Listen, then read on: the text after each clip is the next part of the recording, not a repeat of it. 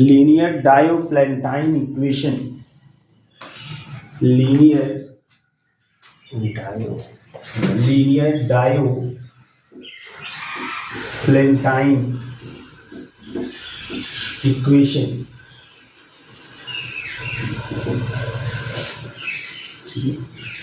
Linear diophantine equation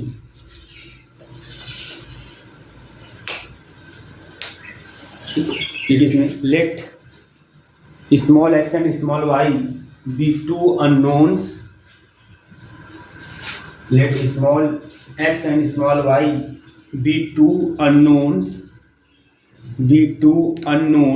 ये सब definitions जो वेरी शॉर्ट वाले आएंगे उस सब में आप याद रखेंगे सब। let x and y be two unknowns, then an equation of the type ax plus by is equal to c, then an equation of the type ax plus by is equal to c, ax plus by is equal to c is called a linear डायोफैंटाइन। तो अब इसे प्लेंटाइन भी और फैंटाइन, आप यहाँ H कर लीजिए, फैंटाइन नहीं रहेगा, यल गलत दे दिया है ना, फैंटाइन डायोफैंटाइन रहेगा, पीएच। Linear diophantine equation is called a linear diophantine equation, ठीक है। पैराग्राफ चेंज लिखिए, a pair of integers x, y है ना, x, y ऐसे ब्रैकेट में लिखिएगा, x, y, a pair of integers x, y which satisfies the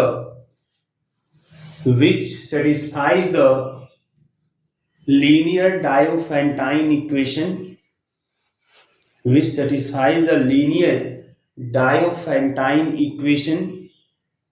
linear Diophantine equation is called an integral solution,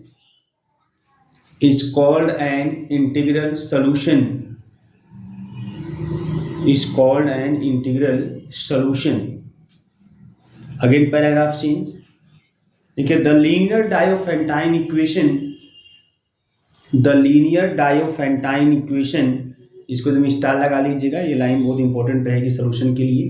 The linear Diophantine equation ax plus by is equal to c, the linear Diophantine equation ax plus by is equal to c is solvable if and only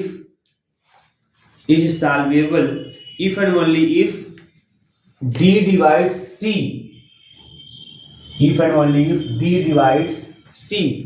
dc को divide करता हो, where d is equal to, जहां पे d है क्या, where d is equal to GCD of a comma b,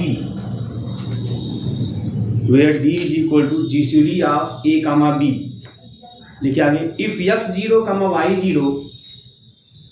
x0, y0 is any particular solution of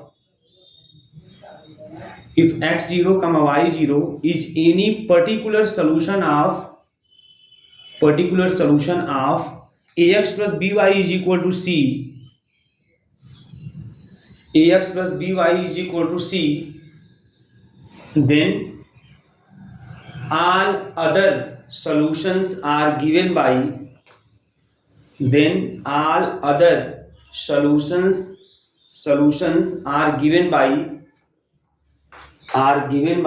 x is equal to x0 plus का b by d into t and y is equal to y0 plus minus, यहाँ पे minus a by d और into t, where t is any integer,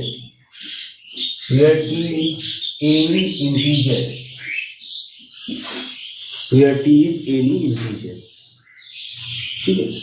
ये आपको line, इसके solution के लिए आपने होना चाहिए, इसका प्रूफ भी किया जा सकता है, बट यहाँ पे प्रूफ के पीछे नहीं जाएंगे हम लोग।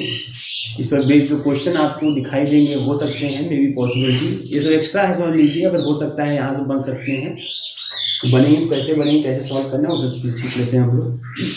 ठीक है, देखिए यही समरी है इसका कि जो इस टाइप का इक्वेशन होगा ax + by = c, इसको बोलते हैं लीनियर, है ना, डायोफेंटाइन इक्वेशन इसको बोला जाता है।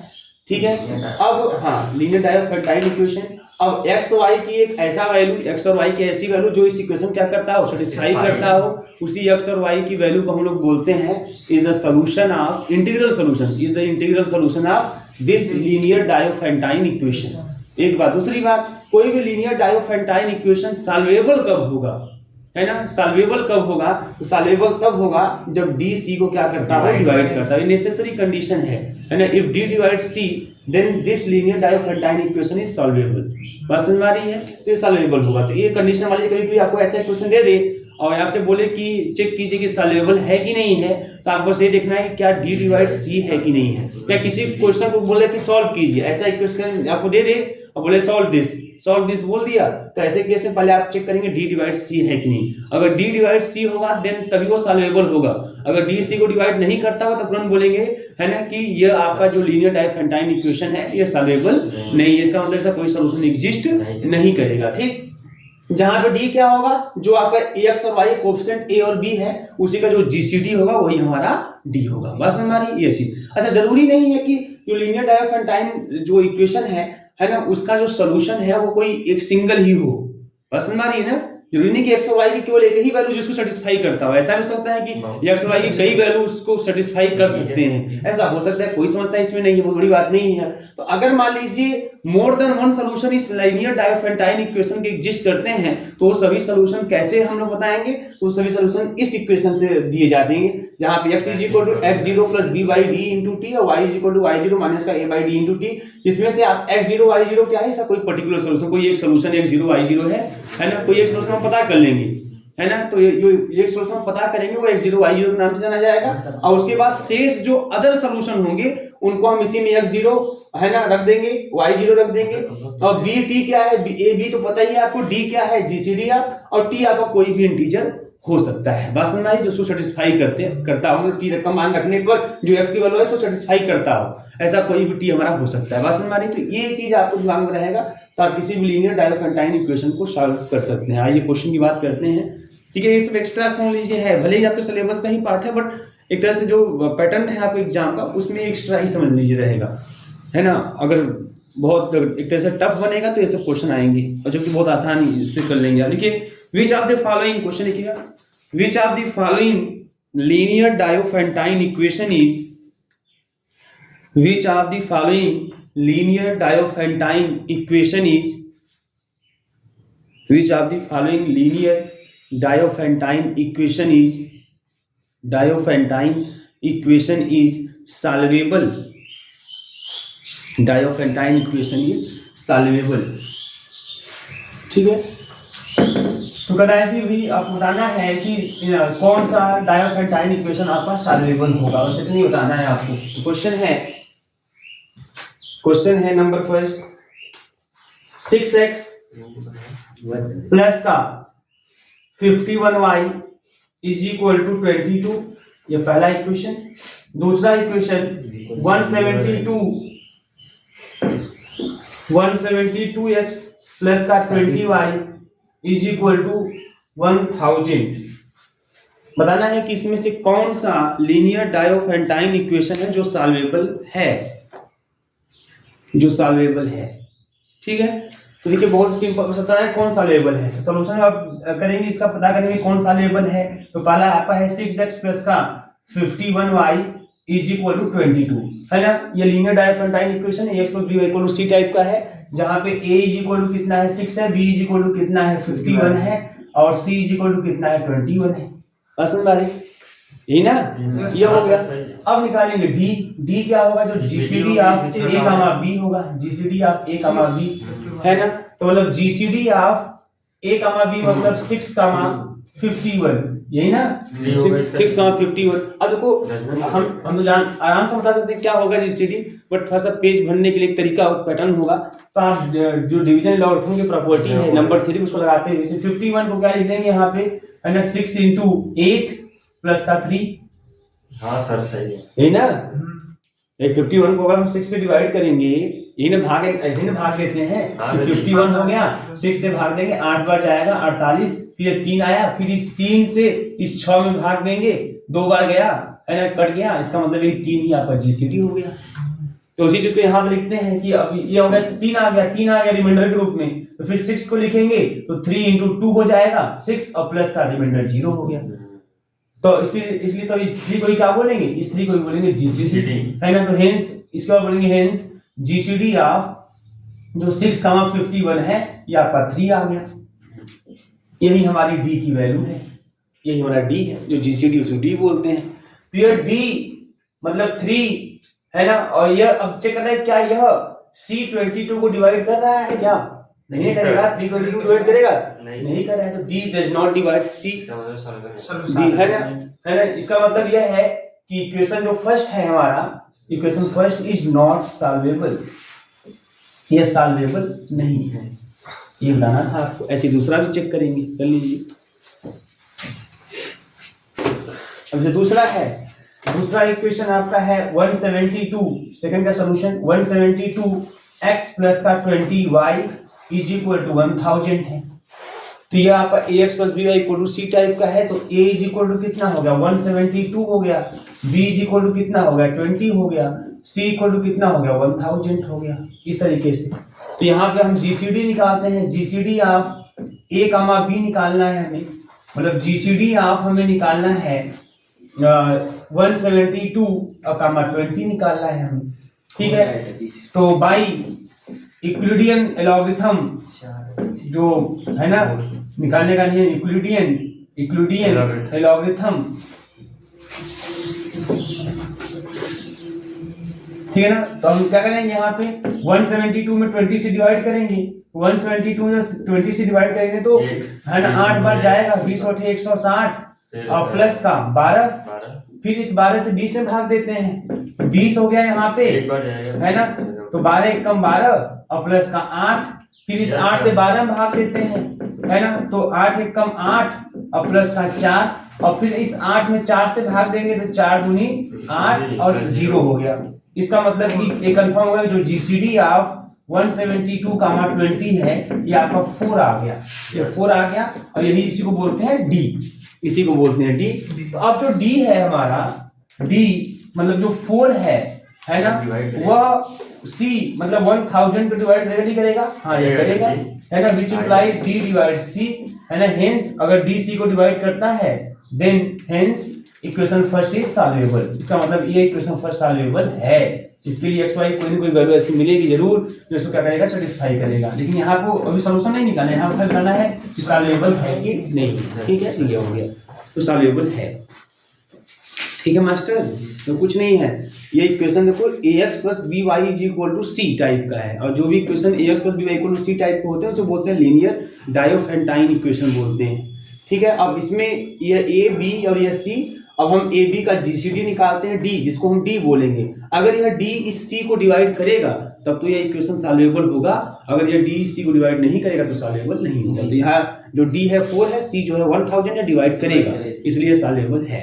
इसके पहले वाला क्वेश्चन था उसमें डिवाइड नहीं करते तो सॉल्वेबल नहीं था।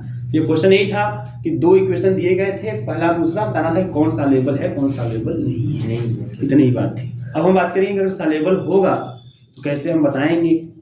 आइए वैसे क्वेश्चन को कि सॉल्वेबल तो सॉल्व करते हैं और सॉल्यूशन से निकालते हैं कौन कौन से solution.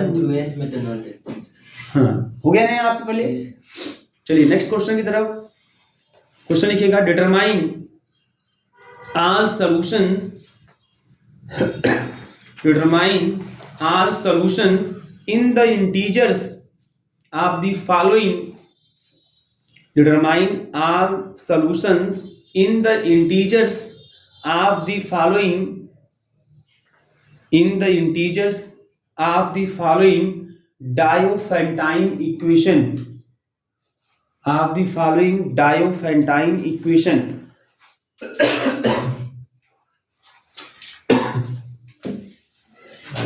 Of the following Diophantine equation. चलिए अब कौन कौन सी इक्वेशन, तो इक्वेशन फिर दो क्वेश्चन लेते हैं इस पे। तो एक आपका है फर्स्ट 24x प्लस का 138y is equal to 18, second है 221x प्लस का 35y इज इक्वल टू 11। ठीक है ना, ये आपके दो इक्वेशन हैं और हमको देख इसको सॉल्व करना है। अगर सॉल्वेबल होगा तो सॉल्व करना है, ठीक है ना। ध्यान दीजिए, एक सॉल्व मैं करता हूँ, एक आप करेंगे। ध्यान दीजिए कैसे सॉल्व करते हैं, इसको क्या तरीका है इसको सॉल्व करने का। तो पहला आपका है 24x प्लस का 138y इज इक्वल टू 18। तो ये ax plus by equal to c type का है, अर्थात ये लीनियर डायोफेंटाइन इक्वेशन है। तो यहाँ पे a की वैल्यू कितनी हो गई 24, b की वैल्यू कितनी हो गई 138 और c की वैल्यू कितनी हो गई 18 है। तो जीसीडी निकालते हैं, GCD of a comma b। तो GCD of a comma b मतलब 24 कामा 138 हमको निकालना है ना। तो हम लोग क्या करते हैं, इसको लगाते हैं भाई आप ऐसे लिखेंगे क्योंकि आपको पूरा नंबर थ्योरी कॉन्सेप्ट लगाना है। तो भाई यूक्लिडियन एल्गोरिथम, तो अगर इसको लगा देंगे यहाँ पे तो ये क्या मिलने वाला है आपको। तो चाहो तो भाग देख के जैसे करते हो वैसे करते जाइए, या तो फिर ऐसे कर सकते हैं आप। 138 है तो 24 से 138 में जो डिवाइड करेंगे 24 बचे 120 होता है, ये ना 24 बचे 120 होता है, ठीक है। तो जब इसमें 24 और गुणे 5 120 और प्लस का बच गया 18 हमारा।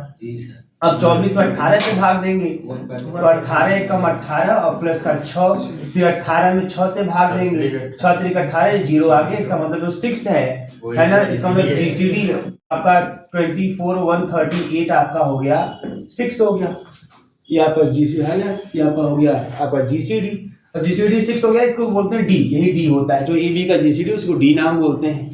तो यहाँ पे सी कितना है 18 है, तो है ना। तो ये जो है 6 divides 18 which implies D divides C, है ना। हेंस जो इक्वेशन आपका है फर्स्ट या जो गिवन डायोफेंटाइन इक्वेशन है वो सॉल्वेबल है। Hence equation first is solvable, equation first is solvable. अब जब सॉल्वेबल है तो आप इसको सॉल्व करते हैं, इसका सॉल्यूशन निकालते हैं। इसका सॉल्यूशन मैंने बताया था आप लोगों को कि आपको कुछ ऐसा निकालना है। आपको x is equal to x0 plus का b बाई डी, है ना, into T, and y is equal to y0 minus का a by b into T, ये आपको निकालना है। जहां पे t तो कोई इंटीजर होगा, कोई दिक्कत उससे मतलब नहीं है, t के टर्म में ही हम अपना आंसर लाएंगे जो है ना। लेकिन x0 y0 क्या है, ऐसा कोई पर्टिकुलर सोल्यूशन है। अब इस x0 और y0 पे निकालते हैं, वो कैसे निकलेगा ध्यान दीजिएगा। उसमें तरीका मैं बता रहा हूँ उसी को फॉलो करेंगे आप। इसका जो जीसीडी आ गया वो 6 आ गया, जीसीडी कितना आ गया इसका 6 आ गया। तो अब इसमें 24 और 138 की बात है, तो 24 और 138 है तो इसको हम लिख सकते हैं 6 इज इक्वल टू 24 माइनस का 18 कर दे अगर तो हमको 6 मिल जाएगा, है ना। आप इसमें जो छोटा नंबर होगा उसको लेना है आपको। तो छोटा नंबर आपको 24 है तो 6 जीसीडी लिखिएगा इज इक्वल टू जो इसमें स्मॉलेस्ट नंबर होगा दोनों में जो सबसे छोटा होगा उसको लिखिए 24। अब उसमें से क्या घटाएंगे कि 6 आएगा उसको घटा दीजिए, तो 18 घटाएंगे तो 6 हो जाएगा। बस नहीं, इतना काम आप करेंगे हमेशा हर क्वेश्चन में। जैसे इसका भी जीसीडी कुछ आएगा तो इसमें 221 और 35 तो 35 लीजिएगा, है ना। 35 में से कुछ घटाइएगा ताकि आपका जो जीसीडी है वो आ जाए। तो ये काम इसमें करेंगे आप। तो 6 इज इक्वल टू 24 माइनस का 18 कर देंगे, कोई समस्या नहीं। अब क्या करेंगे यहाँ पे 24 और माइनस का, अब ये जो 18 है इस 18 को आप एक काम करेंगे कि लिखेंगे इन दोनों के डिफरेंस के रूप में। कैसे वो भी देखिएगा, जैसे कि हम पहले लिख देंगे माइनस करके आगे लिख देंगे 1, अब लिखेंगे बड़ा नंबर 138, बड़ा नंबर 138 है। अब 138 में से माइनस करेंगे, है ना, ऐसा नंबर ताकि आपका माइनस का 18 ही आए, माइनस का 18 ही आए। और वो भी किसमें, और माइनस किसमें करेंगे, माइनस को कितना करेंगे बताओ 120 ना, 120 माइनस करेंगे तो आपका वो आ जाएगा। इसको हम ऐसे लिखेंगे, वो सिंपल तरीका होता है। ऐसे इतना लिखने के बाद जो यहाँ पे है माइनस लगा दीजिए 18, फिर बड़ा नंबर लिखिएगा, फिर बड़े नंबर से क्या घटाएं ताकि 18 आ जाए, तो 120 घटाएंगे। अब इतना करने के बाद आप लिखिएगा 138 और माइनस का इस 120 को लिखिएगा 24 के टर्म में, तो ये हो जाएगा है ना 24 मल्टीप्लाइड बाई 5 हो गया। हर में बनेगा सच? हाँ बनेगा, सब में बनेगा। सॉल्यूशन अगर होगा तो निश्चित बनेगा, अगर सॉल्वेबल होगा ना तो ये बनता हुआ दिखाई देगा, ठीक है। तो ये हो जाएगा 24, और अगर ये सॉल्यूशन नहीं होगा तो बनता हुआ दिखाई नहीं देगा आपको, ठीक है ना। 24, अब देखो यहाँ पे माइनस 138 और इस माइनस करेगा प्लस 5 इंटू 24। अब देखो यहाँ पे ए का टर्म पहले कर लीजिए, 24 और 5 इंटू 24, 6 इंटू 24 हो गया, ऐसे करिए 6 इंटू 24 है ना, 6 इंटू 24 और फिर माइनस का, ठीक है, माइनस का आपका 138, माइनस का 138, क्लियर है। अब ध्यान देना यहाँ पे, इसका मतलब क्या है, हमने 6 इज इक्वल लिखा 6 इंटू 24 माइनस का 138, तो अगर यहाँ में x0 y0 की बात करूं तो x0 हम ले लेंगे 6, x0 क्या हो जाएगा 6 और y0 क्या हो जाएगा, इसको लिख सकते हैं माइनस का 1 इंटू 138 भी लिख सकते हैं, तो दिक्कत नहीं है, ऐसे भी लिख सकते हैं माइनस 1 इंटू 138, तो y0 माइनस का 1। अब देखो यहाँ पे 24 गुणे 6 करो, 24 गुणे 6 करो आप, तो 24 पचे 120 और 24 छक्का 144, 144 और इसमें y का मान रख दो माइनस का 1, तो माइनस 138, 144 माइनस 138 कितना आएगा, 18 आ रहा है। नहीं भाई, आपको ऊपर रिजल्ट, अच्छा एक चीज, हाँ ठीक है, हाँ 18 है ना यहाँ पे, यहाँ कितना 6 ही है ना, बराबर बराबर, कोई दिक्कत नहीं, हो गया है ना। तो अगर ऐसे नहीं, अब ये 6 हो गया, ये 6 इज इक्वल टू है, ये चीज यहाँ मैं लिख दे रहा हूँ, तब दिक्कत होगी, ये 6 यहाँ लिख दे तो 6 इज इक्वल टू इतना है, लेकिन हमको चाहिए कितना 18, तो हम क्या करते हैं इसमें 3 से गुणा करते हैं, दोनों साइड क्या करते हैं 3 से गुणा करते हैं, 3 से गुणा कर देंगे, मैं लिख देता हूँ multiplying by 3 on both side, by 3 on both side, multiply कर दो 3 से दोनों साइड में, तो क्या हो जाएगा, अब 18 हो गया, 18 इज इक्वल टू 18 गुणे 24 है ना, और माइनस 6 से 3 से गुणा करना, माइनस का 3 गुणे 138, क्लियर है। अब देखो, अब इससे कंपेयर करो, साफ साफ दिख रहा है ना कि 18 ठीक है, फिर 24 x के स्थान में कितना है 18 है ना, y 138 y के स्थान कितना है माइनस का 3, इसका मतलब कि जो ये जो आपका 18 और माइनस का 3 है, ये क्या उसका सॉल्यूशन है, तो रखने पर 18 आ गया ना, है ना, तो हेंस x0 या x0 is equal to 18 and y0 is equal to minus का 3, तो साफ साफ कुछ देखना भी नहीं है, सेटिस्फाई भी नहीं करना है आपको, फिर सेटिस्फाई उसी रूप में आ ही गया, इज, या चाहो तो आप इसको ऐसे भी करके लिख सकते हो प्लस माइनस 3, तो भाई देखो सेटिस्फाई कर रहा है ना, तो माइनस का 3 इज द पर्टिकुलर सॉल्यूशन, इसका कोई एक सॉल्यूशन हो गया, पर्टिकुलर सॉल्यूशन। अगर इसके और सॉल्यूशन अगर हो सकते हैं, हो सकता है कि और भी कोई एक्स वाई वैल्यू जिसको सेटिस्फाई करे, तो कौन होगा, तो उसको उसी टर्म में लिख देते हैं, and the other solution of equation first is given by, और वो कैसे देंगे, तो जो अलग x is equal to x0 है ना, प्लस का b by D into T, तो x is equal to x0 का मान कितना है 18 और प्लस b का मान कितना है, तो b का मान है 138 और बाई d का मान कितना है 6, d का मान 6 है ना, और इंटू t आपका हो गया, इसका मतलब x is equal to 18 plus 6 से भाग दीजिए, 6 दूनी 12, 6 3 18 23, 18 प्लस 23 इंटू t, क्लियर है, यह आपका हो गया equation star, and y is equal to y0 minus का a by D into T, तो यहाँ पे y0 माइनस का 3 माइनस का a कितना है, a हमारा है 24 और d आपका 6 है इंटू टी, ये हो जाएगा माइनस का 3 और माइनस का है ना 6 24 माइनस का 4 into T, equation double star. तो ये जो x और y का जो स्टार डबल स्टार आपका आया है, ये क्या हो गया हमारा, ये हो गया अदर सॉल्यूशन। अब यहीं पे अगर t इक्वल टू 0 पुट करोगे आप, t इक्वल टू 0 पुट करोगे तो आपको x इज इक्वल टू 18 और y इक्वल टू माइनस का 3, एक सॉल्यूशन आपको मिल गया है ना। अगर t इक्वल टू आप 1 पुट कर दो, t इक्वल टू 1 पुट कर दो, तो थोड़ा सा कैलकुलेशन कीजिए कैलकुलेटर में आप, अगर t इक्वल टू 1 पुट कर दे तो जाएगा कितना 23, और 23 प्लस 18 कितना हो गया 41 है ना, x इक्वल टू 41 हो गया, तो देखिए ध्यान से x इक्वल टू 41 हो गया, यहाँ t इक्वल टू 1 रखेंगे तो y इक्वल टू माइनस का 7 हो गया। तो बताइएगा मुझे 24 गुणे 41, बताइए कितना आ गया, 24 गुणे 41, 24 गुणे 41 984, ठीक। फिर 138 गुणे 7, 138 गुणे 7 966। अब इसको घटा लो क्योंकि माइनस है ना, घटा लो तो 14 में से 6 गया 8, 7 में से 6 गया आ गया कि नहीं, 18 आ गया।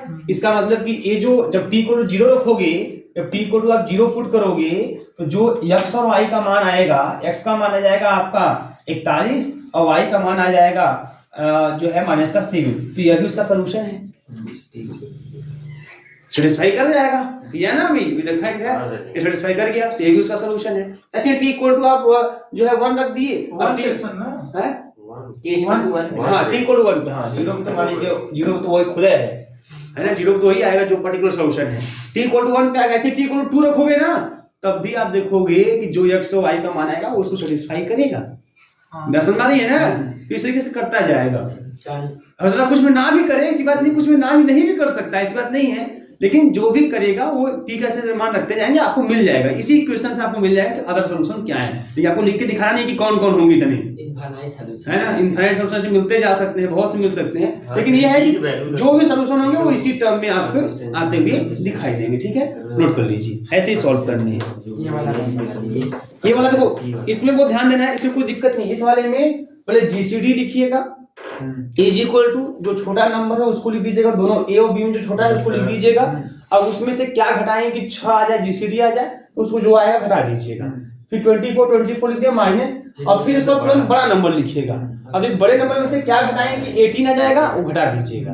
आप देखेंगे अगर सॉल्यूशन होगा, सॉल्वेबल होगा, तब आप ये बात करेंगे तो आप देखेंगे कंफर्म कि जो घटाए रहेंगे ना वह छोटे नंबर का मल्टीपल के रूप में दिखाई देगा, मल्टीपल के रूप में दिखाई देगा। बस उसका कुछ नहीं करना है, तो उसके बाद उसी 24 138 के पदों में आपको लिख देना है, तो यह इसके बराबर। और चूंकि जो हमारा c है उसको लाने के लिए जिससे गुणा करते बनता है उसको कर दीजिए, तो 3 से गुणा कर दीजिए, कर देंगे। अब जो पूरा पूरा एकदम इसी तरीके का हो गया, 24 into x प्लस 138 into y is equal to c। कौन सेटिस्फाई किया, 18 और माइनस का 3, इसलिए 18 और माइनस का 3 हो गया, इसका x0 y0 का मान एक सोल्यूशन हो गया। ठीक है, करिए भी, एक क्वेश्चन और है ना, उसको भी ट्राई करिएगा, या तो हम भी लगा देंगे, कोई दिक्कत नहीं आएगी।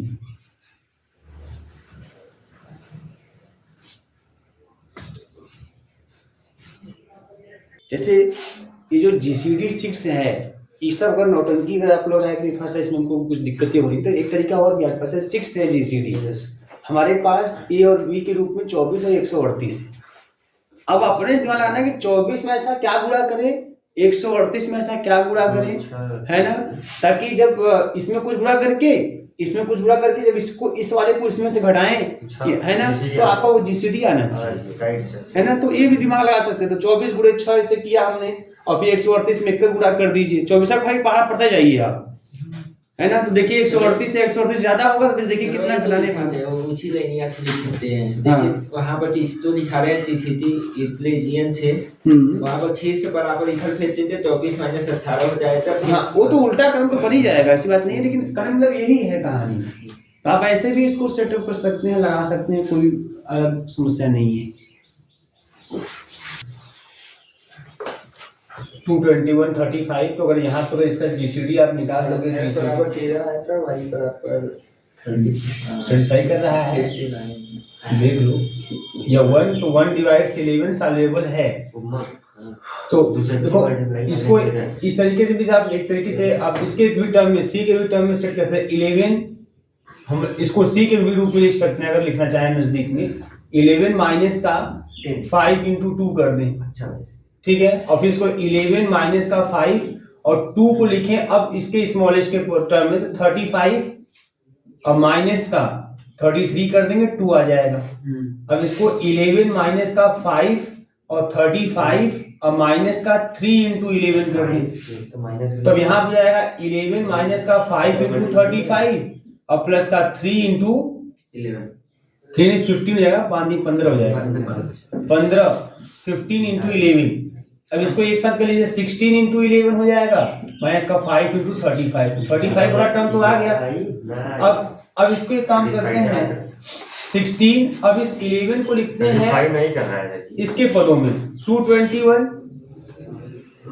अब बताओ 221 में से क्या घटाएंगे 11 आ जाएगा, 221 में से 210 कर देंगे तो 11 आ जाएगा, माइनस का 5 इंटू 35 और यहाँ पे जाएगा 16 और 221 माइनस का 210, तो 221 तो रहने देंगे और जो 210 है इसको 35 के मल्टीप्लिकेशन में दिख जाएगा क्या यह 70 क्या, हाँ 6 इंटू 35 ये हो जाएगा, माइनस का 5 इंटू 35 तो यहाँ से जाएगा 16 इंटू 221 माइनस का देखो 96 और 5 101 तो 101 इंटू 35 तो यहाँ देखना है जो यह 0 है ये 1 इक्वल टू है, 1 इक्वल टू है।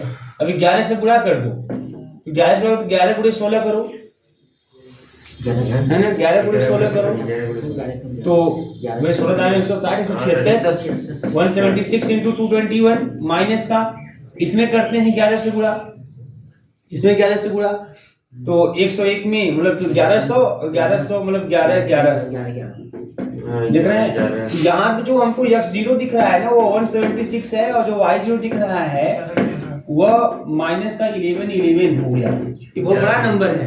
तो जब बहुत बड़े नंबर होंगे तब वो ऐसे सेट करना तो कठिन हो जाएगा, तब उसको हम लोग क्या करेंगे तब उसी एलसीएम को c के टर्म में सेट करके करेंगे तब वो एक बार बन सकता है। लेकिन ऐसे क्वेश्चन आपको दिखाई नहीं देंगे, घटाइएगा मत, तो ऐसे ही मैंने एक्सरसाइज पे दे दिया क्योंकि ये बहुत टफ होगा कि इतना लंबा नहीं जाएंगे आप, है ना। जो सॉल्यूशन आपको जो क्वेश्चन एग्जाम में दिखाई देंगे वो इजीली 2-3-4 स्टेप में आप आराम से दिखाई देगा, ठीक है।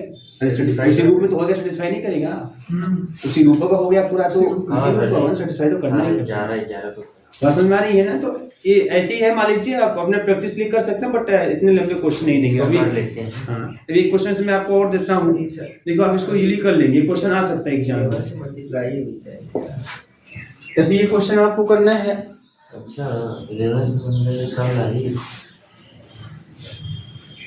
तो अगला जो क्वेश्चन है वो आपका है 24x और प्लस का 138 y इज इक्वल टू 18, ये तो हो गया था ना 24x,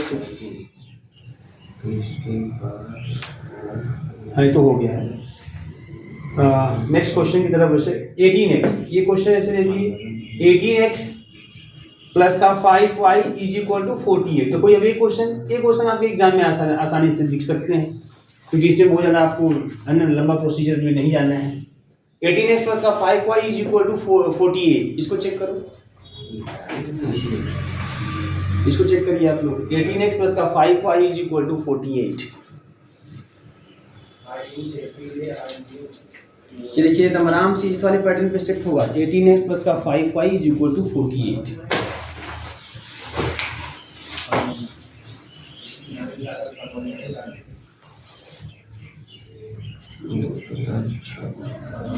जितने भी बड़े नंबर वाले सॉल्यूशन होंगे वही दिक्कत करेंगे, जो स्मॉल नंबर वाले होंगे जो नजदीक आपको मिल जाएंगे वो चीज नहीं दिखाएगा।